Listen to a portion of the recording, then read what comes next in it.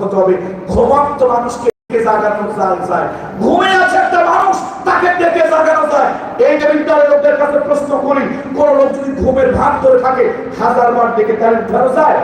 তার উঠে চলে একটা সিস্টেম আছে, একটা ধাক্কা দিতে হয়, লাঠি দিতে হয়, ধাক্কা দিয়া লাঠি দিয়ে তার ঘুম থেকে উঠান যায়। তার কারণ সে তো প্রকৃত ঘুমায় নাই, ঘুমের ভাগ ধরে আছে।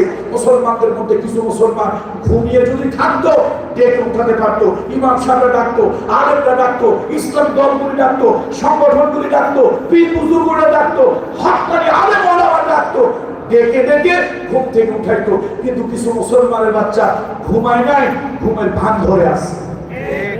এই জন্য এদেরকে উঠাইতে হলে ডেকে কাজ হবে না, লাঠি দিয়ে জুতা দিয়ে ধাক্কা দিয়ে উঠাইতে হবে।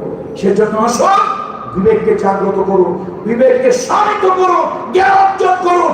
বাতিলের মোকাবেলায় যা করা লাগে তাই করতে হবে। আল্লাহ শুকরিয়া আদায় করতে হবে। হযরত সুলাইমান আলাইহিস সালাম শুধুমাত্র শক্তির উপরে যদি ভরসা করতেন তাহলে এটা হতো না। আমার বক্তব্যের পক্ষে সাক্ষী দলিল হলো কোরআন।